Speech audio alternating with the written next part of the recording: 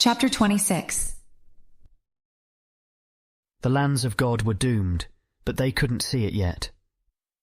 Their cozy little sanctum smelled, sounded, and looked the same as ever. The boundary between God's space and hell space was still holding, at least for the righteous, but the futures would change that. There were very few paths where the righteous would be safe. God was dying. The cavities of fear and anger itched fiercely. There was no justice in the world. The righteous knew of this. Justice was something made by the hands of people, not a part of the air or water or dirt. But what was the value of striving to uphold justice if everything could fall apart without reason? What had the righteous been working for all this time? They had done the right thing. This was the nature of the righteous, but the right thing had even been done by the wicked. The flesh had gone to the hellspace pit to cleanse it of the sorcerer and those monsters that were the sorcerer's flesh. The sorcerer had escaped, but it had been the right action anyway. Hellspace would never be like God's space, but it could still be made better. The flows remained blocked. What was the purpose of right action if it led to the death of God? That cavity collapsed with ignorance, spawning additional cavities of frustration and seeking. Thoughts flashed about the house on the edge of extra-distant slightly sandy island, above, portal to sunset. The wicked in that house were so famous that their thoughts drifted through the wandering new flesh to all people. Those extra-distant wicked believed that all of the universe was without reason and that death was the only certainty. The depth of their sadness and defeat was a warning to everyone. The righteous could not give up hope in justice. As they felt the God space descend towards the rocks around the hellspace pit, their anger cavity actually collapsed. The surge of relief was almost enough to collapse the cavity of fear by itself. The initial flow had come from the thought of the God of the extra-distant wicked. God was not really dying, they realized.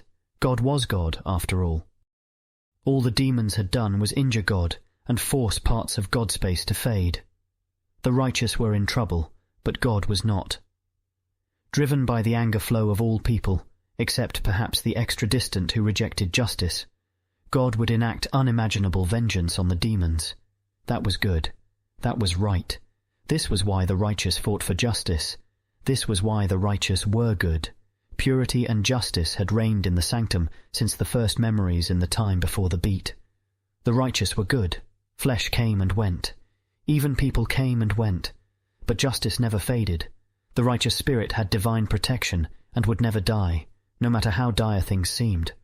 All the righteous would need to do was survive in hell space until God's space could realign the dark fields and descend into the pit to rescue them. The paths shifted with understanding, and still the fear cavity continued to itch, raw and yawning, despite the flow of relief. Without warning, God's thoughts became known. Where it had been irritable before, the fear cavity was now oppressive in its salience. God's thoughts had only been known once before, but the memories of that time were strong with the righteous. It had been 1088 days ago, when the pit of demonkind had first been seen in the dark fields. Thoughts of those days flashed. It had been a pleasant feeling, thinking of the sex that might be possible with angels of the stars and the knowledge they might share. The righteous had been very, very ignorant then, but the memory of that pain was a scratch compared to the amputation that was occurring now.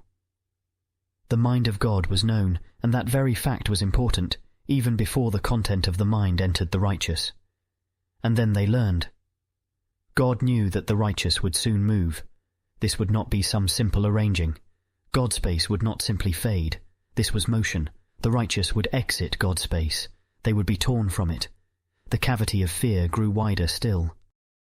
The new flesh in the factory scrambled faster, feeling the will of the righteous. Tools and supplies would be needed in the hell space. God knew that there would be divine gifts in the hell space. When their minds became aligned with God, the cavity of fear filled, and the new flesh moved accordingly. Cavities of knowledge grew out of the paths of motion. Would the righteous feel it? Would they go insane for a time? To move meant, almost always, to die. In the rare cases where sickness and death didn't take the person, they almost always went insane. At least time could repair insanity, and it was unlikely the flesh would die as long as the righteous could hold together. At least, assuming the demons left them alone. A cavity collapsed with understanding that there would be a wave of sex if the demons didn't kill them immediately. The new flesh could find the least wicked and bring new life into the world. Perhaps the righteous would have room to grow. The cavity of joy opened and was filled with flow from this thought. The fear cavity opened again in response to thoughts of motion and hell space, but the flow of joy eased that pain. The main flesh finished the ritual of perseverance and came to be intimate with the youngest of the righteous, removing the socket to make room. The ritual was very important. When the flesh did not perform it, it was 93.5% more likely to die shortly after. The old flesh had not performed it before it went to see the sorcerer. The old flesh was dead. Machine flesh helped the new flesh bring their tools up out of the factory and into the sanctum. Thoughts flashed about performing the ritual again. Anything to fill the fear would be good, but the righteous knew that repeating the ritual would not do that. Nothing would do that except survival. God space was aligned with the sand of the hell space now. God was done shifting worlds. They were about to move. The cavity of fear yawned wider. The new flesh removed the remaining sockets and was intimate one last time. It was a relief to not have to use the machine flesh in these final moments before the move. They had known this new flesh for only a few days, and it already seemed more good than the old new flesh had. It had been right to cast the old out to die with the monsters. The righteous drew comfort from the physical contact. A cavity of knowledge briefly grew around how the extra-distant wicked could be so sad in a world with soft, wet flesh in it. Even now the righteous revelled in that simple joy. It was a beautiful feeling, especially with flesh that was so new. The eyes of the intimate flesh showed the sky shimmer with magic as it became a massive portal. The portal descended slowly. The righteous did not know why, but they believed the magic of God would not bring them direct harm. Perhaps this was simply the nature of a collapse of God space, but there was nothing they could do about that. As the flesh touched the portal, they were pulled up and away from their wet stalks. It was a wretched feeling. Yet another memory of pain to add to the injustices forced on them by the monsters. Blind without flesh or sockets, the righteous thought of justice and ethics. There were paths in the future where the monsters that did this would be destroyed, and if the righteous could survive motion, then they were surely strong enough to cleanse the universe of evil. And then the portal touched the righteous and they moved for the first time in their lives. It was not as bad as they had expected, but it was close. Cold. The sensation of the terrible, terrible, evil, wrong cold was the first thought in the mind of the righteous after motion, or at least it was the first they could remember. There was something ancient in that cold, but the righteous ignored that for the moment. Instead, cavities were formed and filled and collapsed with thoughts of confusion and cold and hell space, and cold and motion and cold. The mind was sluggish, cold, so cold, they couldn't feel anything. Their vines had gone numb. A cavity of knowledge around the armour of the flesh collapsed without salience. The righteous did not know the state of the flesh. Confusion and ignorance were the entire world. A cavity of desire for a socket grew, but without intimacy or an existing socket. It was an impotent desire that collapsed without effect. The timekeeper had lost the beat in the move. The cavity of fear drew all thoughts for far too long. In all their lives, after all of those thousands of days, the beat had finally been lost. Their anchor was gone. It was as though they had been thrown into a space outside of time. It wasn't just the cold that was making their thoughts disjointed and strange. There was pain beyond the cold, a deep pain in the roots that was surely part of the move, and it was dry. The soil was sand, the air was dust and salt and absence, and it was cold. Thought was torture without water. The righteous tried to think anyway, pushing past the pain. Pain was just pain. The righteous had mastered pain long, long ago. Memories flickered of the wandering new flesh from a time back before the beat had been lost. They knew of a person who died and came back to life, telling of a space beyond God space or hell space. The righteous thought of that space now. A cavity of knowledge widened, slowly, around the space after death. The righteous had memories of their logic and reasoning around this hypothetical space, but those memories seemed so far away. They were frozen inside the ice of the mind. The pain was excruciating. Never had they felt anything like it. Every piece of them was in agony. Before the move, they would not have thought that simple pain would be too much to bear. But here they were. The timekeeper would have, could have, and should have started the beat again. Except it hurt. It hurt so much. The cold was a flavour on top of that pain. The cold and the lack of water. Was this the space after death? Their mind was being crushed.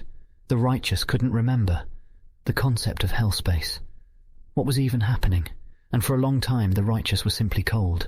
The pain could not hurt a mind that was gone. The best they could do was remember.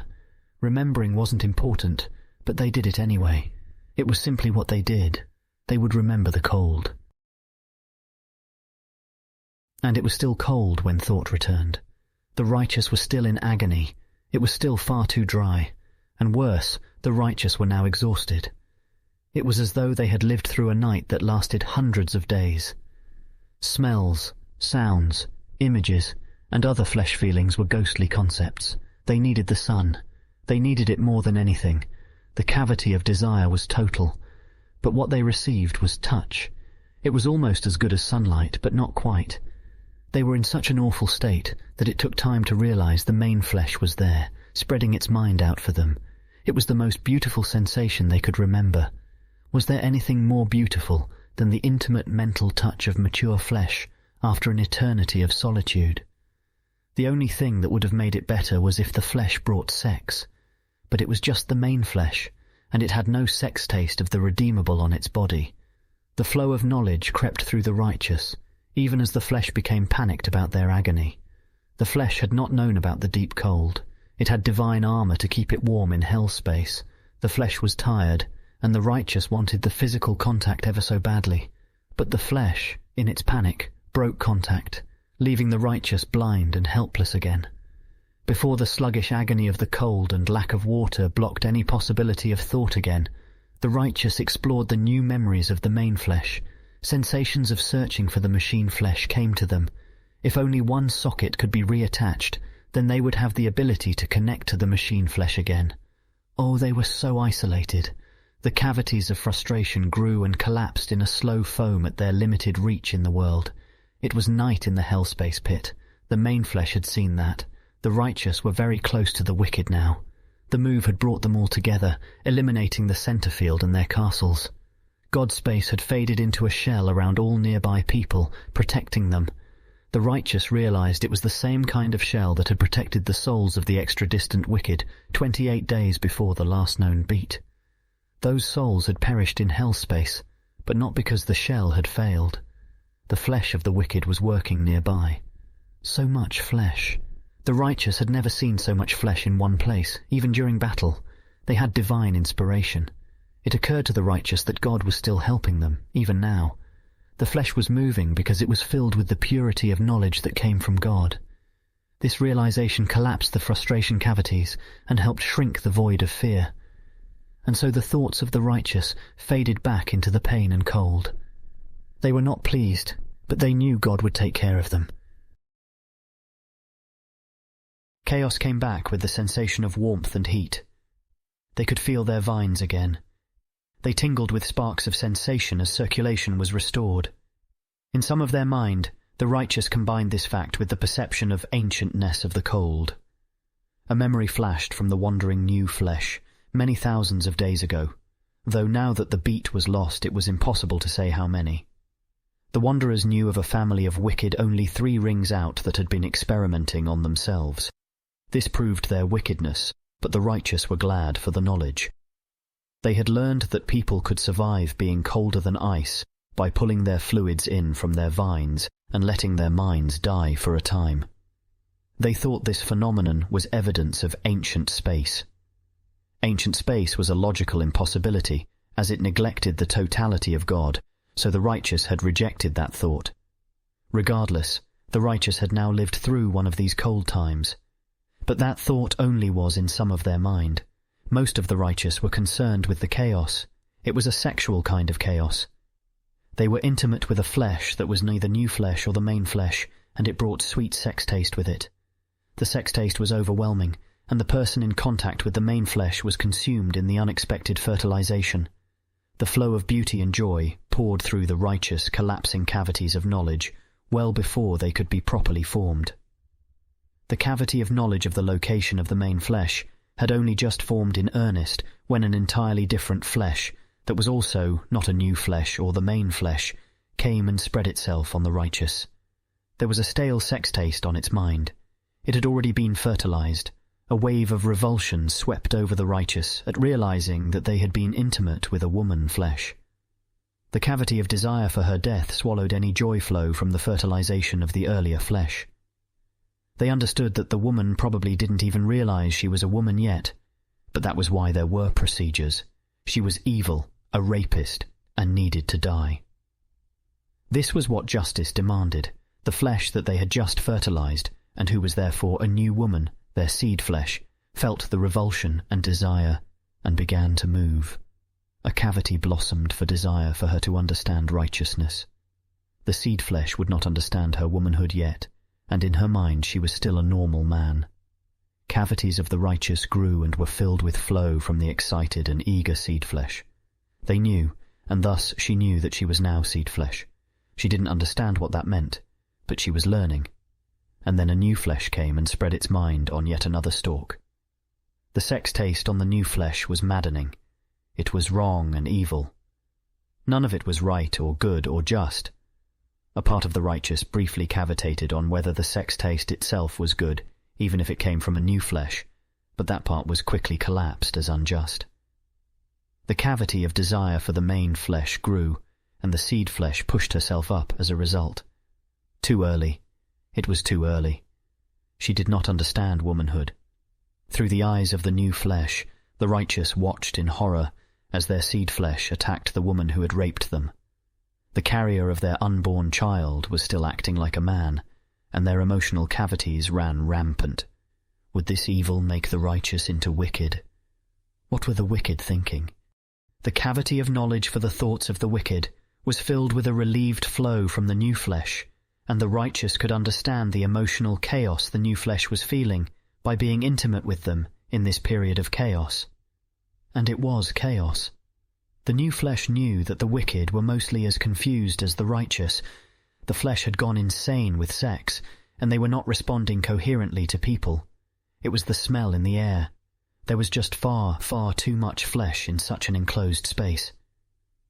The new flesh knew, through memories of what had been the wicked of the way of the sword, that once the shell of God had warmed and the flesh had taken off their armor, that they had been unable to resist the opportunity of sex.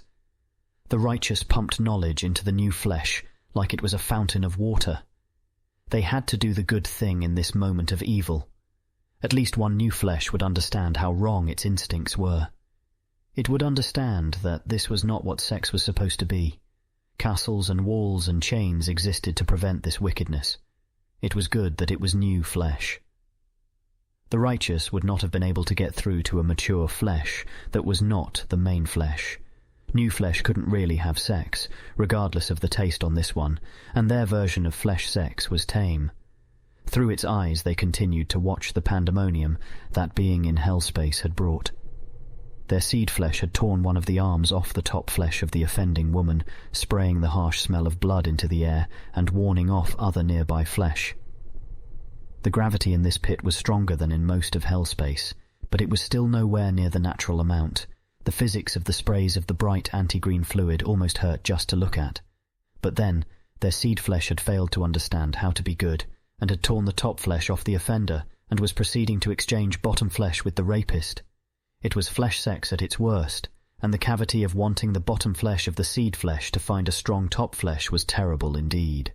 All around, similar atrocities were happening. Their new sanctum was wrong and bad and filled with wicked. All the flesh was consumed in a sexual frenzy, including some of the new flesh. They needed walls and rituals. This was all wrong.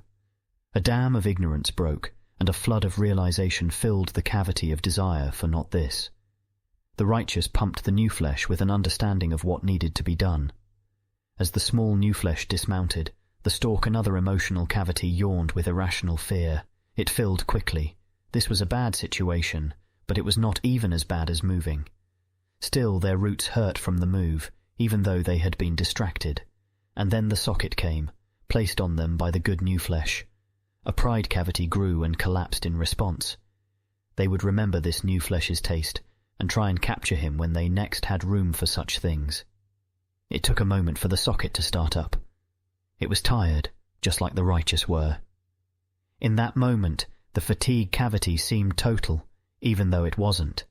But eventually the socket spun to life, and they could taste the sensations of the machine flesh. Through false eyes, they could see other wicked that had understood the pathway out of this depravity.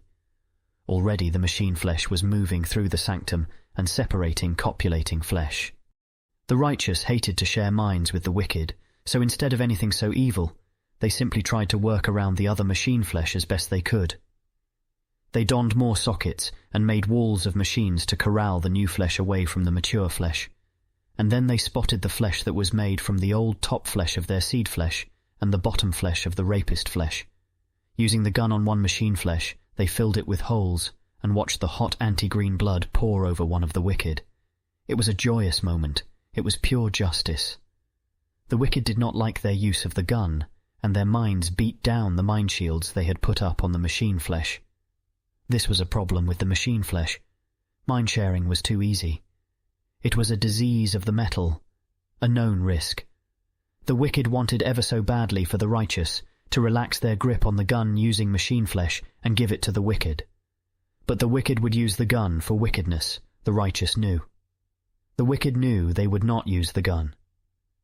The wicked predicted that if guns kept being used in this tight sanctum, it would mean a war in which real people would die. The righteous abandoned their grip on the machine flesh. It was the good thing to do. They had been wrong, and the wicked had been right. They needed to focus on the broader context. They were in hell space. If they culled 90% of the flesh for wickedness, then they would soon die to the monsters beyond the shell. It was known. The wicked minds were the same. A cavity of disgust filled at the sensation of the minds of the wicked over the metal, and the righteous flinched away into blessed solitude. At least they were soft minds. The days with the sorcerer had been so much worse. Thoughts of the sorcerer spawned a cavity around whether the wicked were double-thinking when they knew they would not use guns. The disgust cavity, previously collapsed, yawned again. It was such a terrible thought. Double-thinking was the worst sort of evil. With it, a mind could have a belief that the same mind didn't believe. It was a paradox, but the sorcerer and the demons were capable of the contradiction. Even basic logic didn't apply to them, it seemed. But the wicked were correct, and not double-thinking. There was no more culling and only a bit more sex. All of the flesh was carrying children now, and many would lay eggs too. It was nearly inconceivable. But all the mature bottom flesh on this world was female now, and they would simply have to deal with that.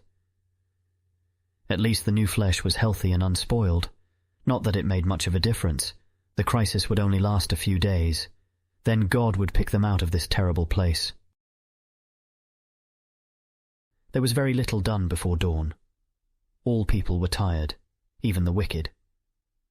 Once the flesh was separated and pushed into corners, the women were mostly content to lounge about, enjoy their post-seeding bliss, and let their minds change. There was a bit of hostility, as was to be expected from evil women in such close quarters, but it was nothing the machine flesh couldn't handle. The flesh that the righteous had killed was buried among the roots of her cedar. The righteous had no ritual for that sort of death, but it seemed right. Meanwhile, the seed flesh that the righteous had made was decided to be the new main flesh by the wicked. Unfortunately, it was now crippled by a lack of top flesh. It was awful, but not unknown. They would keep the child close, rather than send the woman bottom out to certain death. The old main flesh that they had been working with since the sorcerer left their sanctum, now a vile woman like the rest, was given over to her cedar. The righteous didn't want her anyway. Their roots still ached. It was still too dry. Days in this hellspace pit were very short, just like in the pit of demons. The righteous were glad for this, as it meant the night had ended sooner rather than later. But the day was awful in its own way. The shell around the wicked was keeping them warm and letting them breathe, but it was very transparent. The sun in hell space was a terrible thing, violent and harsh. Through the machine flesh, the righteous could see the flesh all covering their sun-facing eyes with their hands. Simply not looking at the sun didn't fix the problem, however. There were reflections everywhere, it seemed, and even when there weren't, the diffuse light reflected off the sky, the ground, and everything else. It was almost as though the universe was constantly attacking them with flares on every surface. They wanted to build some sort of eye protection, or modify the machine flesh to have less sensitive false eyes, but their workshop was gone. They had brought useful tools, but where were the materials? The field they had made into a sanctum was enormous and confined at the same time. It had to be huge in order to fit so many people, but it was also a structure rather than an island or archipelago. Some simple math suggested that there were probably about 3 times 64 people. Many others had surely been killed during the battle. That meant there were about 3 times 32 flesh, of which about 1/4 would be mature. With the addition of the machine flesh, the space was claustrophobic. It was no surprise that the flesh had gone mad with lust. God had packed the people tightly together, though not so grossly tight as to be able to touch. A cavity of disgust briefly formed and collapsed at the thought of touching a wicked. The shell probably contained an area of about 2,048 square spans. The sanctum wasn't circular, but was instead an oblong shape, roughly twice as long, about 4 32 spans, as it was wide, about 2 16 spans. During the night, the righteous had enjoyed the sight of the nearby flesh. They were all new flesh and woman flesh, of course, so most of their fantasies had involved chaining the mature flesh up and forcing them to become male again. The concept of keeping all those new flesh locked up to do their bidding made the righteous a little giddy, but of course it lacked the raw sensuality of forcing their seeds into strong mature flesh. Fantasizing was one of the favorite activities of the righteous. At times, back in God space, they had spent entire days constructing intensely vivid mental scenes of highly improbable future paths. The fantasy of meeting a wandering new flesh with a deep mind and a huge top penis, then letting it into their sanctum only to have it spontaneously mature and kill their main flesh in decisive hand-to-hand combat, was a particular favorite. Spontaneous maturation had never happened to them, but it was theoretically possible. But the harsh light that poured through the clear dome above them made it hard to focus on fantasy. This was probably a good thing, though it wasn't pleasant. They had endured so much hardship. Was it not justice to enjoy a brief respite of drinking sunlight and imagining the taste of the flesh of the wicked? No. They had to be strong. They had to prepare for the demons and monsters of hell space. It would not be long before they came for the righteous, and they had to be ready. The wicked had found cables and deep generators, and had given some to the righteous to keep the machine flesh running. The generators ran on magic, and from past experience there was some magic that failed in hellspace, so it wasn't clear whether the deep generators would work forever. But they were working at the moment, and really, they only needed to last until God arrived. The righteous sent their machine flesh scouts to explore the edges of the sanctum's field. Their soil might have felt dry and salty, but at least it was close to what they'd had in God space. They knew that the sand in the fields outside the shell would be totally inhospitable. If they could find a way to change that, their child would... No. God was coming. They had to keep that in mind. They had to focus on returning to God space. The edges of the shell were not like the dome. The dome was transparent and veined with black supports, but the area where the dome met the soil was a mess of hard crystal and metal. One of their scouts, a tiny machine flesh with 6 legs, crawled up onto a spire of silver metal that went way up, above the chaotic boundary to where it could see through the transparent portion of the shell to the world beyond. It was easier to climb in this gravity, forcing cavities of surprise and disorientation here and there. As the righteous looked out of the dome, they could see all the area around the shell, blackened by the rotting body of God. It was immense and overwhelming. Sheets of metal rose up out of the sand, black webbing spread across and between the spires of anti-red crystal and anti-green God stuff. A cavity of knowledge collapsed with the understanding that it was dead God flesh. God was not dead, but this flesh was. Beyond the wreckage, the righteous could see an endless waste of grey anti-green sand. They needed to get flesh out of the shell and armed with guns. The bones of the God flesh would make good cover to protect against demons. There was some risk of them destroying the dome from far away, but the wandering new flesh had known long ago that these dome shells from God could withstand a lot. Suppressing the cavity of disgust through sheer force of will, the righteous reached out to share minds with the wicked. They knew that they had to form an organized defense. The sorcerer was coming, and it was possible that it would serve the people up to the demons to be violated. That was what demons did, after all. This was a migration like they'd never experienced before. But theirs was a good cause. The righteous were always victorious in the end. This was the nature of justice.